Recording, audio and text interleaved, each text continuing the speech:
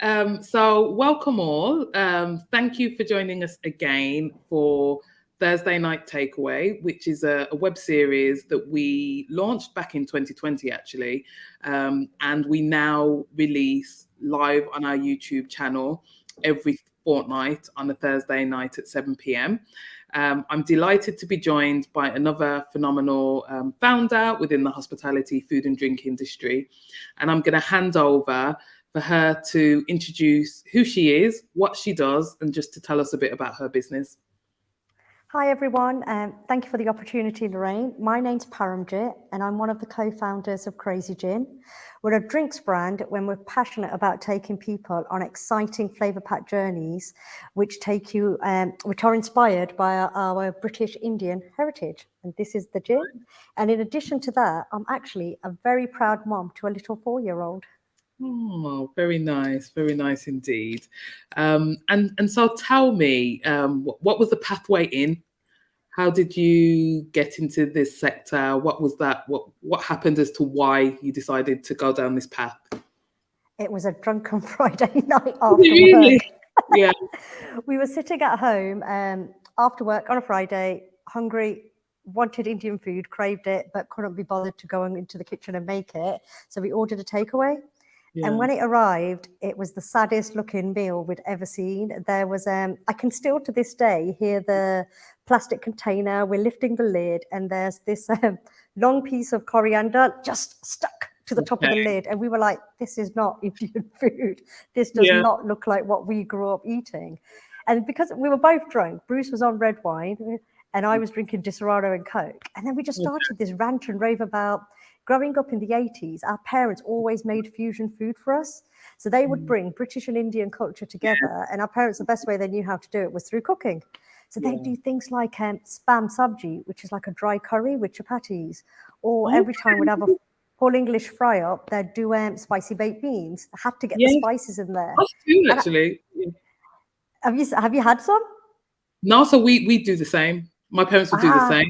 That's why I'm like, not seriously, because we do the same for sure with Jamaican food. So yeah. I love it. Maybe next time we meet, we can swap some. I'll think bring we some need to. beans and spam sabji.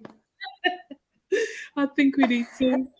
And then we just started talking and we were like, hold on a minute. I said to Bruce, my parents never experimented with drinks. It was always the food and his was the same.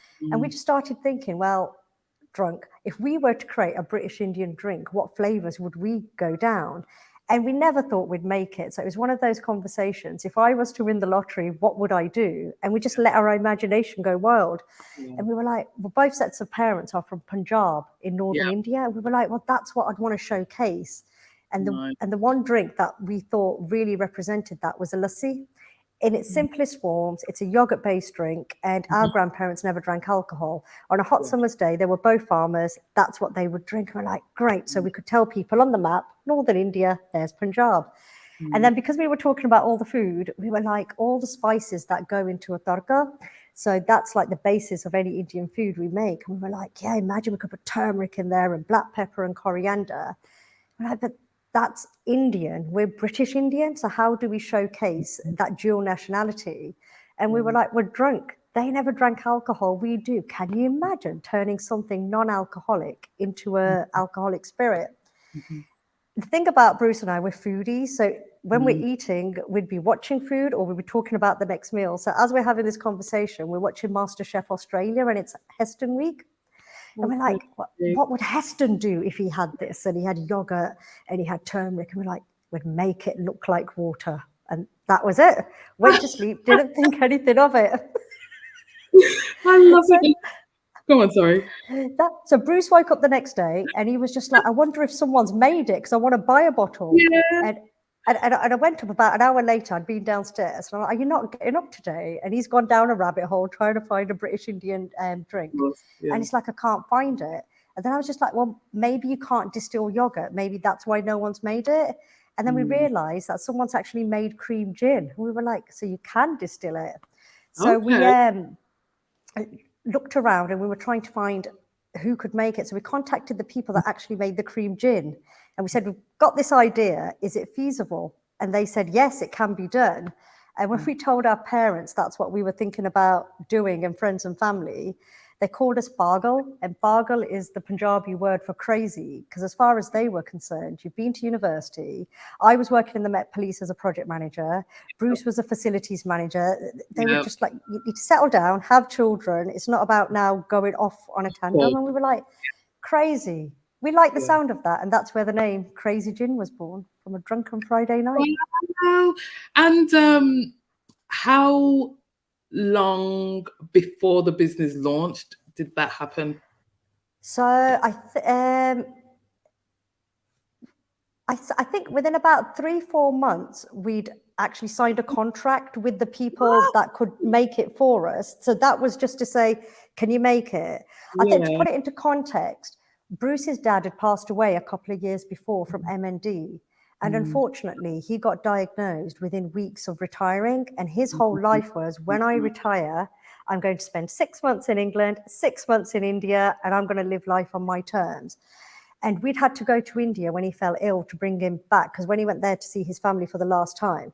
So that was at the forefront of our mind. You don't know how long you've got left. And because we had this idea, and we were like, it's okay. Any business is a calculated risk. No one knows what the future is going to hold.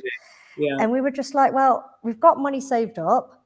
The worst thing that will happen if it doesn't work, we'll get another job, we'll carry on working. It's not the end of we've got skills that we can utilize. So I think within a couple of months of us having the idea, we'd signed a contract with the distillers to say, could you please make this product for us? And then I think within about 9 months of them signing the contract, we'd been launched by Harvey Nichols nationwide. Now that I say it out loud, it seems bizarre.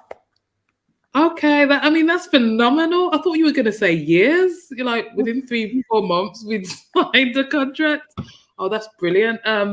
Tell me this, as someone that was a consumer of alcohol and that I suppose enjoyed hospitality as consumers, how does the industry feel different, if at all, since you started the business? How has your ideas of the sector changed, or not? Quite a lot, like you said. I had no idea. I've never worked in hospitality. I've never owned a business. So for me, I love eating and drinking. So it was always the consumer side. So I'd always seen it as something as really fun, something as really exciting, something that brings people together. Food and drink in our household always brought people together. You never sat in silo and ate. The dinner table was there, and it wasn't individual portions. It was for everyone to share. But going on to the business side, it's completely different. I guess like most industries, because we hadn't worked in it, we found it really cliquey to begin with. We didn't know anyone. So we've had to work really hard to make our own network of like-minded people. So that's one thing that I found really, really difficult. But now we've found some amazing bartenders, chefs, restaurateurs. I think it's not just finding anyone either. It's about finding people who share your same beliefs and values as yourself. The other thing I think I found quite surprising, as a consumer, you go out, there's so many different restaurants, there's so much choice. Do you want Italian? Do you want Indian? Do you want Jamaican? Do you want Chinese? But I find when you're working within the industry, sometimes there's a danger that people can pigeonhole people and brands. So the example that I would give for that is sometimes we'll have Crazy Gin and people will pigeonhole us to say it's Indian spices, so it can only work in an Indian restaurant or with Indian food. And we always laugh. We used to get angry, and now we can see the funny side of it. And we used to be like, but when you go to Starbucks and you order a turmeric latte, you're not thinking, I need to sit down and I have this with a curry. It doesn't compute. Or if you look at Japanese spirits, you don't think to have a Japanese spirit, I need to go to a Japanese place that sells food and drink. It's behind the bar in so many different places. It is. But for some reason, with Indian flavors, there's this thing. So for Bruce and I, we're passionate about breaking that stereotype and that bias to see the drink as a flavor as opposed to a label. But I don't know if that's just human nature, that a lot of people like to pigeonhole people and to just put them into different boxes. Yeah, I think that can be the case. And I think people try and compartmentalize sometimes products they don't understand. But what I would say is, I think, you've carved out a lane that didn't previously exist. And the more recognized and familiar your product becomes, the less that will happen. That's what comes probably with being a pioneer. You're right, though. We can't sit here and that's one Yeah. thing. I think we went through the roller coaster journey. I can't sit here and complain. I need to do my part, and I need to vocalize, and I need to get my face out there. I need to get my brand out there, because if I'm going to sit behind closed doors and moan about it, that doesn't serve anyone. It doesn't help. Absolutely. And so you've talked a fair bit about the journey so far, and I'd just love to know, if you were to sum it up, if you were to describe your entrepreneurship journey in a couple of words to date, what would you say it has been? Gosh, challenging, rewarding, and educational. It's been a roller coaster. I say challenging because I'm from project management background. Always try to plan and think about different risks, and if this happened, we could do this. But as an entrepreneur, you don't have like all of us, we don't have a magic ball. No one knows what the future is going to hold. So 6 months after launching, the contract distiller wrote Bruce an email to say, this is your 6 weeks notice. We're going to cease production for all external projects. You're going to have to find another way of making your product. And we were just like, where did that come from? And at that time, we were in a 5-star hotel, a Michelin star restaurant, Harvey Nichols. And we were like, how do we let people down? Because people are expecting this. And then there was also, we put our life savings into this. So what are we going to do? And then we were just like, thought about it. And we were like, let's just, at the time, it was the worst news that we could have got, but in hindsight, it was the best thing that could have happened to us. And as a result, we brought all production in-house, and we learned to produce it ourselves. But we needed money for that. And we were like, okay, where are we going to get the money to do that? And we were just like, let's sell the house. So we sold our house, signed in, resigned at work, got a unit, got our licenses, got the distillation equipment, and we just went all in. And now we're really, really proud. I think we're one of the few South Asian brands out there that actually manufacture their own products. Wow. So no matter how, so that's the challenges that you face. The rewards are the complete opposite. Just as you can't expect the challenges, I don't think you can ever be prepared for some of the highs. So if someone had said to me at the beginning, you're going to be launched by Harvey Nichols, I'd be like, have you had one too many? What are you talking about? But then we got stocked in Michelin star restaurants. We were voted in the Observer in their top 50 in food and drink. Tiny Temper asked us to support him with his launch of his drinks brand in Soho. And it's just been a roller coaster. But when you have your highs, I don't know if it's just me or if all entrepreneurs have this. There's always that constant fear that you might lose it. You get paranoid that it might get taken away from you. So the key, I guess, with that is never to be too complacent. Yes, you got to keep going, got to keep moving. And I said educational. That's because as an entrepreneur, your fingers in every pie. You're doing everything. I didn't know much about social media before I joined, and now YouTube's my best friend. I'm on Premiere Pro trying to edit things. I do the VATs, which is not so glamorous. And the only other thing I would say about the whole educational piece is to try to let go of perfectionism. Bruce and I are very different. I've had to really train myself to let go and to take opportunities even when I feel I'm not ready. At the beginning, if I'd had this opportunity, I probably would not have spoken to you, Lorraine. I probably would have been like, I don't know what I'm going to say. How am I going to come across? We would not have been in Harvey Nichols, because when we gave them our prototype, we had liquid for one bottle. We only had one bottle because it was the sample bottle that came. The label had gone through an inkjet printer because it was just an idea. And I was just like, this is embarrassing. We can't send that to them. And Bruce's whole mindset was, we might never get this opportunity again. So just roll with it. And then the more you do it, the better you get. That's so good to hear. It really is. And are you stocked up and down the country, or heavy presence in Birmingham and London, or what's I think the heavy presence would be Birmingham and London, but we Harvey Nichols stock us nationwide, so we're all the way up in Edinburgh, Edinburgh as well. We're in Wales as well, so we are dotted about. Sometimes it's hard to know where you are when you go through distributors, where your product ends up. Yeah, are you exporting products outside of the UK? Not at the moment. So that's something that we're looking at. The dream would be to take this to India. I would love to have the dream for Crazy Gin to go to India, because for us, it's a journey that started there. So this one's our lassi gin. And then last year we launched the Punjabi chai gin, which is my grandmother's recipe for a cup of tea.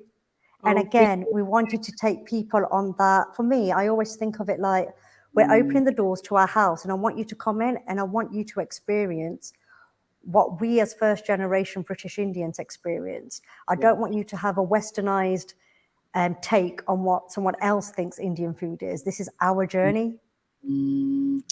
Nice. And so moving forward then, and actually just looking at the current climate here and now, and I know we've talked about like hopes for the future, but how has the current economic climate affected your business? How's it fared? It's definitely had an impact. We're finding customers generally they're still looking for high quality drinks. They want to eat well, they want to drink well, but they're looking for a much more affordable price point. But then at the same time, we've noticed when customers are going out, they're not going out as often. So when they are, they're willing to pay more. So they're drinking less, but drinking better. We're also finding that customers now are looking for something that isn't so traditional, that isn't so mainstream. So they're looking at cultural and heritage led spirits. I think they just as you see restaurants, I was thinking about this the other day, so many restaurants are popping up where you would just go there specifically for bao buns and nothing else.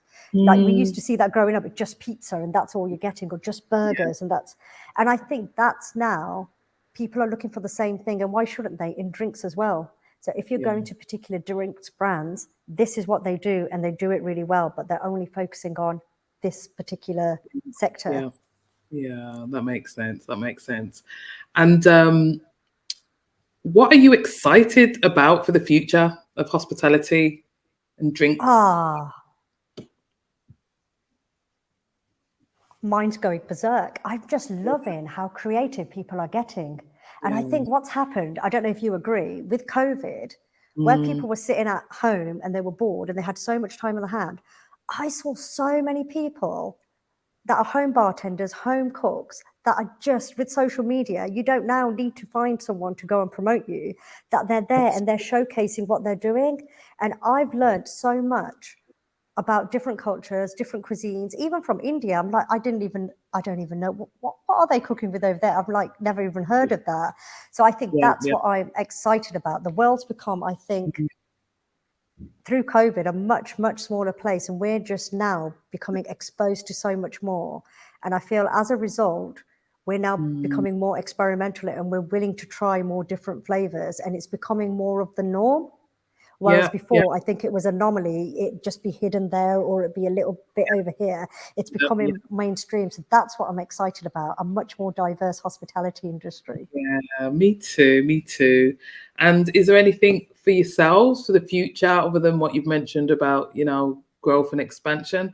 Is there anything that you have your eye on as a business, just sort of within this sort of medium to long term for Crazy Gin? I think at the moment we're focusing on a growth through just collaborations. So we did some amazing collaborations last year. We did some with a food artist where we took you on the journey of Crazy Gin, but it was like a sensual, it was a drinking and eating experience. It was amazing. The lady's name is Kay Winwood and she's based in the Jewellery Quarter.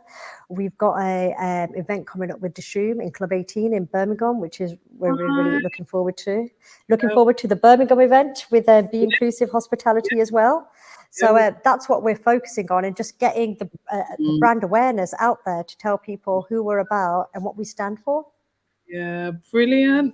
And so we've come to the end of the interview. And so thank you so much for joining me. Really great to hear your story because, you know, we've known each other for a while and you've shared so much information that I didn't know, which is great and inspiring.